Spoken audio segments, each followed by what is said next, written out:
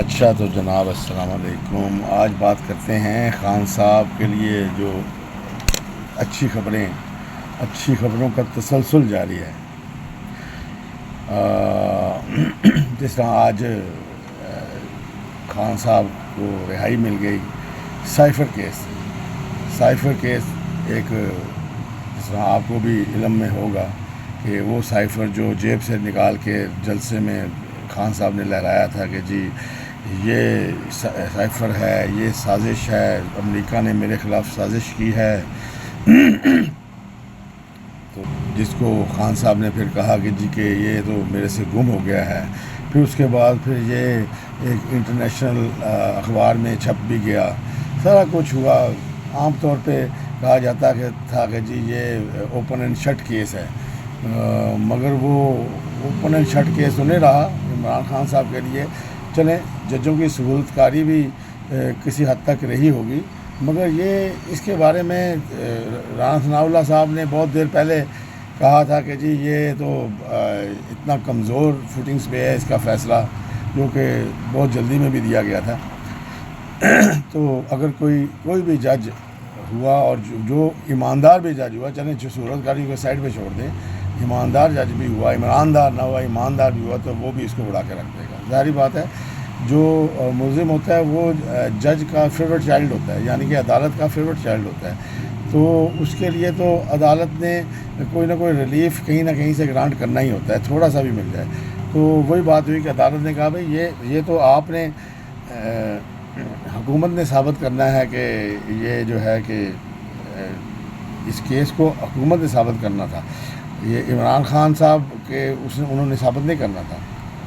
بہرحال کمزور کیس تھا، انہوں نے اڑا دیا. اس میں خان صاحب کو کلین چٹ مل گئی اور خان صاحب بری ہو گئے، اور خان صاحب بھی اور ساتھ ان کے جو ساتھی ہیں ہمارے قریشی صاحب، شاہ محمود قریشی صاحب، وہ بھی بری ہو گئے. تو اب یہ ہے کہ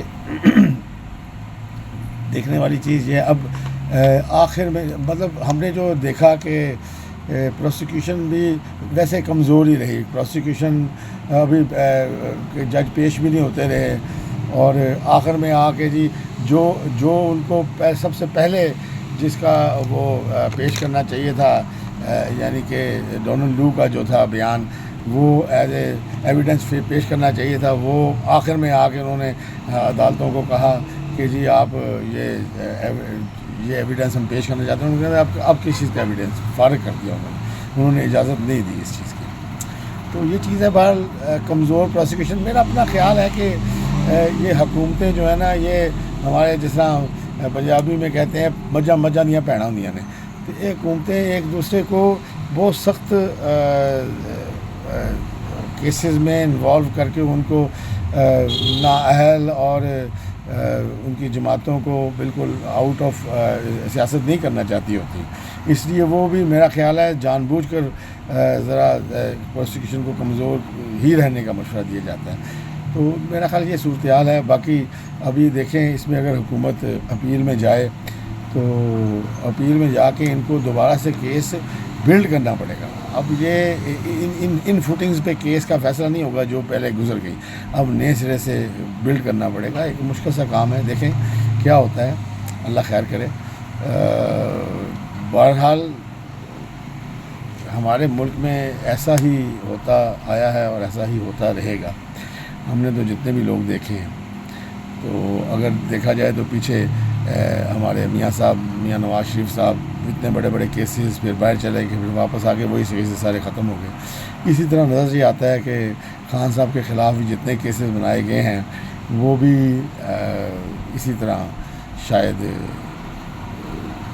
اڑا دیے جائیں گے.